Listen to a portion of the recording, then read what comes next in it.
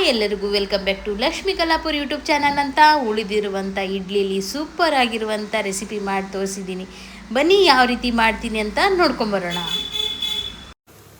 ನೋಡಿ, ನಿನ್ನೆ ಇಡ್ಲಿ ಮಾಡಿದ್ದೆ. ಇದು ಕಡಲೆಬೇಳೆ ಏನಂತ ಅಂದ್ಕೊಳ್ಬೇಡಿ. ನಿನ್ನೆ ಇಡ್ಲಿ ಮಾಡಿರೋದು ಉಳಿದಿದೆ. ಈಗ ನಾನು ಇಡ್ಲಿ ಉಪ್ಪಿಟ್ಟು ಮಾಡ್ತಾಯಿದ್ದೀನಿ ಬೆಳಗಿನ ತಿಂಡಿಗೆ. ಉಳಿದಿರೋ ಇಡ್ಲಿಯನ್ನು ಯಾವ ರೀತಿ ನಾವು ಉಪಯೋಗಿಸ್ಕೊಂಡು ಒಳ್ಳೆ ರುಚಿಕರವಾಗಿ ತಿಂಡಿಯನ್ನು ಮಾಡ್ಬೋದು ಅಂತ ತೋರಿಸ್ಕೊಡ್ತಾ ಇದ್ದೀನಿ. ಬನ್ನಿ ಯಾವ ರೀತಿ ಮಾಡ್ತೀನಿ ಅಂತ ನೋಡೋಣ. ಇಲ್ಲಿ ಶೇಂಗಾ ಬೀಜ, ಕಡಲೆಬೇಳೆ, ಉದ್ದಿನಬೇಳೆ ತೊಗೊಂಡಿದ್ದೆ. ಆಮೇಲೆ ಇಲ್ಲಿ ಹಸಿಮೆಣಸು, ಈರುಳ್ಳಿ, ಕರಿಬೇವು ಸೊಪ್ಪು ತೊಗೊಂಡಿದ್ದೀನಿ. ಈಗ ಈ ಇಡ್ಲಿಯನ್ನು ಸ್ವಲ್ಪ ಪುಡಿ ಮಾಡಿ ತೊಗೊಳ್ಬೇಕು.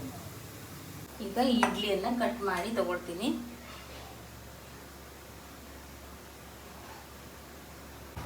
ಹೀಗೆ ಕಟ್ ಮಾಡಿದರೂ ಪರವಾಗಿಲ್ಲ.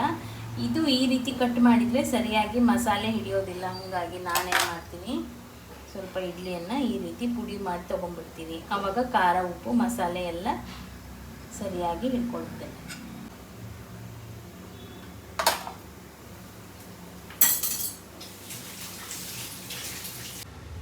ಏನಂದರೆ ಇಡ್ಲಿ ಉಪ್ಪಿಟ್ಟಿಗೆ ಸ್ವಲ್ಪ ಎಣ್ಣೆ ಜಾಸ್ತಿ ಬೇಕು.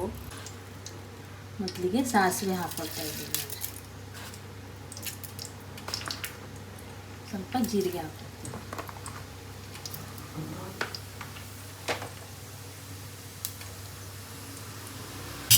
ಈಗ ಉದ್ದಿನಬೇಳೆ, ಕಡಲೆಬೇಳೆ, ಶೇಂಗಾ ಬೀಜನ ಹಾಕ್ಕೊಳ್ತೀನಿ. ಸ್ವಲ್ಪ ಟೈಮ್ ಕೊಟ್ಟು ಅದನ್ನು ಹದವಾಗಿ ಬೇಯಿಸ್ಕೋಬೇಕು. ನಾನಿಲ್ಲಿ ಸ್ವಲ್ಪ ಬಡೆ ಸೊಪ್ಪನ್ನು ಹಾಕ್ತಾಯಿದ್ದೀನಿ. ಯಾಕಂದರೆ ಫ್ಲೇವರ್ ಭಾಳ ಚೆನ್ನಾಗಿರುತ್ತೆ ರೀ. ಮಧ್ಯೆ ಮಧ್ಯೆ ಬಾಯಲ್ಲಿ ಸಿಗುತ್ತಲ್ಲ. ಈಗ ನೋಡಿರಿ, ಹಸಿಮೆಣಸು, ಕರಿಬೇವು ಸೊಪ್ಪು,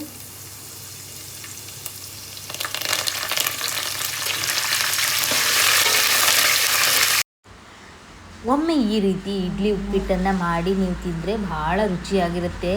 ಯಾವಾಗೂ ಮತ್ತೆ ಮತ್ತೆ ಮಾಡ್ಕೊಂಡು ತಿನ್ನಬೇಕು ಅನಿಸುತ್ತೆ ನೋಡಿರಿ.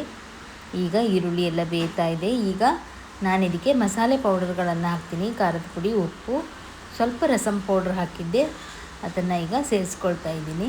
ಮತ್ತೊಂದು ಏನಂದರೆ, ಇಡ್ಲಿ ಮಾಡುವಾಗ ನಾವು ಹುಳಿ ಬಂದಿರುವಂಥ ಇಡ್ಲಿ ಹಿಟ್ಟನ್ನು ಬೇಯಿಸಿ ಈ ರೀತಿ ಉಪ್ಪಿಟ್ಟನ್ನು ಮಾಡಬಾರ್ದು.